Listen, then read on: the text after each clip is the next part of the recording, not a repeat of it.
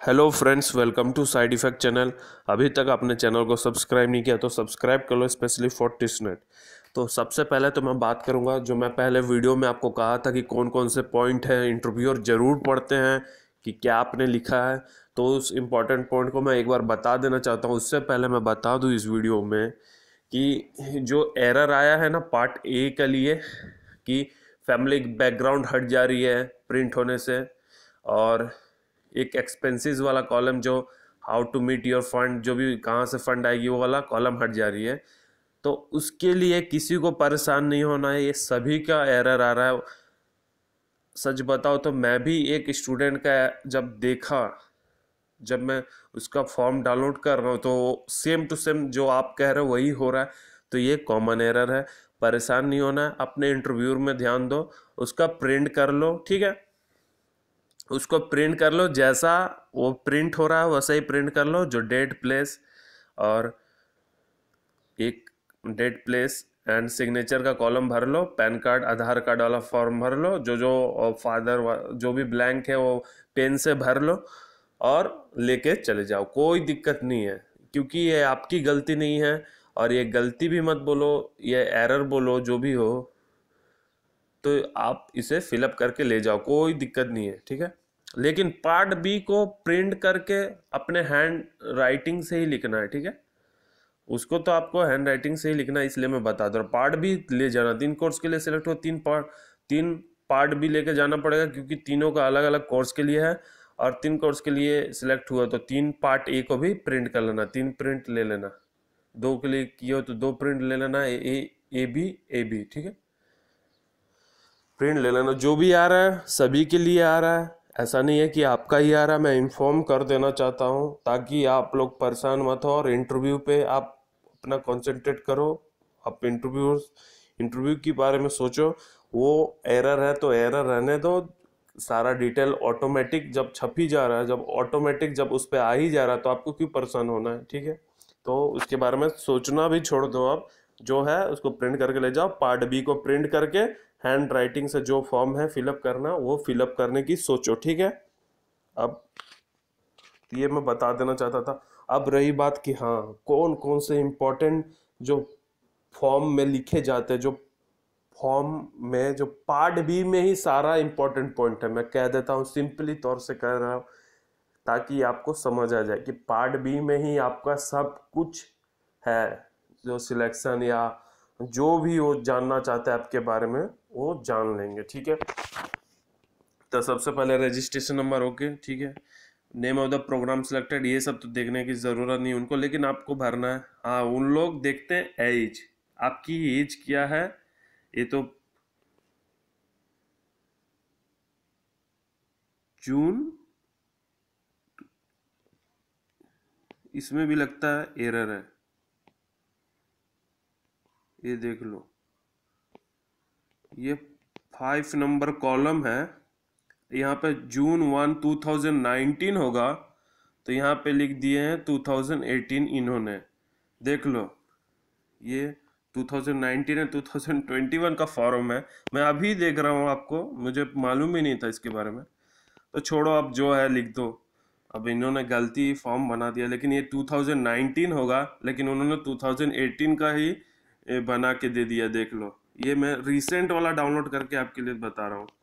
चलो ठीक है, जो है लिखा हुआ आप लिख देना। 2018 में आपका उम्र कितना रहेगा, ये जरूर देखते हैं। मैं अभी इसके बारे में जाना हूँ, इसके बारे में तो पता भी नहीं था मुझे। एज आपके देखते हैं, ये बहुत ही इंपॉर्टेंट पॉइंट है। डेट ऑफ बर्थ से मतलब नहीं उनको, नेम ऑफ प्रोग्राम सिलेक्टेड जो वो तो जानते ही हैं। Have you taken part in NSS activity, ये भी देखते हैं। जो लोग पार्टिसिपेट किए होंगे अपने कॉलेज में वो भर सकते हैं यस। और एज जरूर देखेंगे स्टूडेंट की, ठीक है। 2 हो गए, 5-6 पॉइंट जरूर देखेंगे वो। 7 पॉइंट तो सभी इंटरव्यूअर देखेंगे आपका, कि आपने क्या क्या क्वालिफिकेशन ली है, कितने परसेंटेज लाए हैं, पोस्ट ग्रेजुएशन आपकी है कि नहीं है, या अदर कोई सर्टिफिकेट डिप्लोमा किया है कि नहीं किया है। तो 5, 6, 7 बहुत इंपॉर्टेंट पॉइंट है। लेकिन मैं बता दूं, ये पार्ट बी ना सबसे ज़्यादा इंपॉर्टेंट है, पार्ट बी ही। पार्ट ए में कुछ ज़्यादा डिटेल नहीं है, लिया जाता है, पार्ट बी में सबसे ज़्यादा इंपॉर्टेंट डिटेल लिया जाता है। और ये पार्ट बी है ना, तो ये पार्ट बी जैसे आप रूम में एंटर करोगे तो पहले से ही सबमिट, इंटरव्यूअर के हाथ में आपका फॉर्म रहेगा, आपको बस एंटर करना पड़ेगा, आपसे कलेक्ट की कर लिया जाता है पहले ही। तो वो आपका पढ़ के, पहले से थोड़ा थोड़ा पढ़ के रहते हैं और आपको बुलाते हैं फिर। तो अच्छे से लिखना, देखो जितना हो सके ट्रू इंफॉर्मेशन देना, गलत कुछ मत लिखना, ठीक है। और 7.1 नंबर यानी अनअकाउंटेड पीरियड, तो ये कुछ ज़रूरी नहीं है क्या आपकी अनअकाउंटेड पीरियड रही है 10th से अभी तक पीरियड में कोई भी, तो ये कुछ ज़रूरी नहीं है, हटाओ इसको। 8 नंबर कॉलम देखो, do you applied for more than one program, have you qualified for PIT and PI of any other master degree program in institute of 2019, ठीक है। अगर आप सिलेक्टेड हुए, यस, और अपना प्रोग्राम के बारे में बताओ। जो आप जैसे कि 3 कोर्स के लिए सिलेक्ट हुए तो 2 कोर्स यहाँ पर ही लिखा जाएगा और एक तो पहले से ही फॉर्म में लिखा रहेगा। तो यहाँ पर भी ये भी कॉलम देखते हैं क्या स्टूडेंट के और भी क्या चॉइस किए हैं। HRM जो स्टूडेंट चॉइस किए हैं तो फिर डेवलपमेंट स्टडीज़ किए हैं कि या ग्लोबलाइजेशन किए हैं, तो वो भी देखते हैं कि हाँ ये इन्होंने, अगर HRM जिन्होंने कटअप क्लियर कर दिया है और बाकी 2 कोर्स हैं तो बाकी सब में ही तो सिलेक्ट रहेंगे, लेकिन वो भी देखते हैं कि क्या क्या स्टूडेंट इंटरेस्टेड है कौन कौन से कोर्स में टीच के लिए। तो ठीक है, इसका भी जवाब देने के लिए तैयार रहिएगा, अगर पूछ लिया गया तो आपने ये भी क्यों अप्लाई किया था, ठीक है। Why are you interested in pursuing this course, ये सबसे ज़्यादा इम्पोर्टेंट पॉइंट है, 9 नंबर पॉइंट। इसे तो पढ़ेंगे ही पढ़ेंगे, आप बोलो या जो बोलना है बोलो, इसे हर स्टूडेंट का वो पढ़ेंगे। तो why are you interested in pursuing this course, इसको बड़ा सोच समझ के लिखना, और जितना कॉलम दिया गया है, जिन्हें लाइन है 1 2 3 4 5 लाइन में ही कंप्लीट कर देना, ज़्यादा बड़ा भी मत लिखना और अच्छे से लिखना। और जितना आप इसमें नॉलेज लगाओगे उतना ही आपके लिए सिलेक्शन के लिए अच्छा रहेगा, क्योंकि आपकी सबसे पहली चॉइस क्यों है ये कोर्स। और उनको थोड़ा इंटरेस्टिंग लिखना कि आप हो सके तो गूगल सर्च में हेल्प लेना कि हाँ, क्योंकि बहुत सारे यूनिक स्पेशलाइजेशन है ना, सोशल एंटरप्रेन्योरशिप है, ग्लोबलाइजेशन लेबर है, तो उनके लिए भी भाई आपको नॉलेज नहीं है तो गूगल सर्च की हेल्प लो भाई, पहले पढ़ लो अच्छे से कि क्या है कोर्स में, क्या होता है, तो अच्छे से तैयार करना इसके बारे में। हो सके कॉपी में प्रैक्टिस करो कि हाँ why are you interested in pursuing this course. तो ये बहुत ही इम्पोर्टेंट पॉइंट है, 9 नंबर याद रखना। बायोग्राफिकल स्केच, ये 10 नंबर थोड़ा मोड़ा पढ़ते हैं, ज़्यादा नहीं, लेकिन why you pursuing this course ये बहुत ही इंपॉर्टेंट क्वेश्चन है, याद रखना 9 नंबर। ये थोड़ा मोड़ा आपके पढ़ेंगे, आगे वाले पॉइंट सब जैसे कि 250 वर्ड लिखा है तो कम से कम वो 100 वर्ड आपके शुरुआत के पढ़ेंगे, ज़्यादा नहीं पढ़ते हैं क्योंकि ये 2 पन्ने पेज की है और इतना कौन पढ़ेगा एक स्टूडेंट के लिए, तो थोड़ा मोड़ा तो पढ़ेंगे। तो अच्छे से लिखना, इसमें मैंने बताया भी था अचीवमेंट्स अपने बारे में लिखना, अपने क्वालिफिकेशन, आपके फ्यूचर गोल्स, या आप क्या आप अपने बारे में अच्छा लिख सकते हो वो लिख डालना, बस यही मैं कहूँगा शॉर्ट फॉर्म में। लेकिन इसकी प्रैक्टिस, इसका सैंपल जैसे देख लेना, बायोग्राफिकल स्केच का सैंपल कहीं देख लेना, पढ़ लेना गूगल सर्च में। जैसे कि हम लोग बहुत सारे बड़े बड़े महान व्यक्ति के पढ़ते हैं, जैसे कि सचिन तेंदुलकर की बायोग्राफिकल स्केच, तो सचिन की तो नहीं लिखनी है, खुद के बारे में लिखना है, आप ही को खुद के बारे में लिखना है, आपके बारे में कोई दूसरा कोई नहीं लिख रहा, आपको खुद के बारे में लिखना है, यही होता है बायोग्राफिकल स्केच। और आप अपने बारे में, आपसे खुद से, अपने आप को खुद के अलावा कोई आपको नहीं जानता जितना आप अपने आप को जानते हो, तो अपने आप को ही लिखना है बायोग्राफिकल स्केच के बारे में।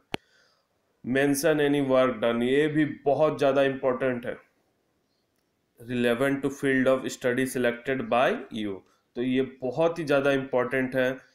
क्योंकि मैं बता दूँ ये बहुत ही इंपॉर्टेंट क्यों है, क्योंकि एक्सपीरियंस देखते हैं स्टूडेंट की कि हाँ क्या कुछ एक्सपीरियंस लिया है कि नहीं, या कोई सा भी एक्सपीरियंस हो, ये एम्प्लॉयमेंट का जो भी एम्प्लॉयमेंट हो, कुछ का एक्सपीरियंस हो कि नहीं, या स्टडी से रिलेटेड कोई एक्सपीरियंस होगा तो वो आपको ज़रूर देखेंगे इसके बारे में। तो लैंग्वेज तो भाई इंग्लिश आनी चाहिए, स्पीकिंग गुड हो या ना हो, लेकिन फेयर या पुअर तो कम से कम 3 ऑप्शन दिया गया है, गुड फेयर पुअर।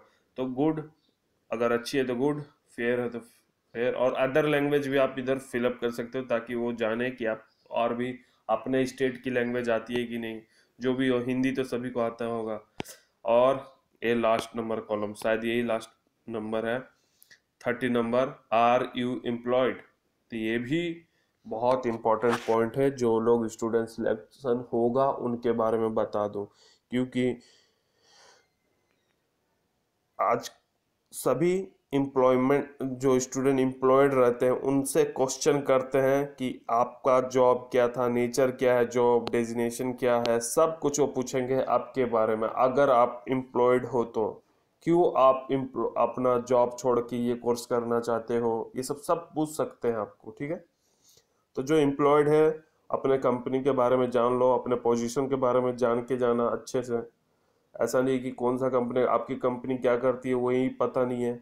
तो ये सब कुछ आपके बारे में जानना है अगर आप एम्प्लॉयड हो तो।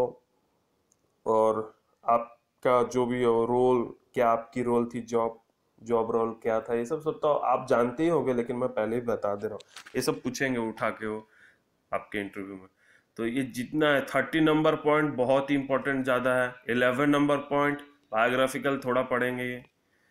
9 नंबर पॉइंट मोस्ट इम्पोर्टेंट बता दे रहा हूँ। 8 नंबर मोस्ट इम्पोर्टेंट, क्या आपने और भी उसमें सिलेक्शन हुआ है कि नहीं।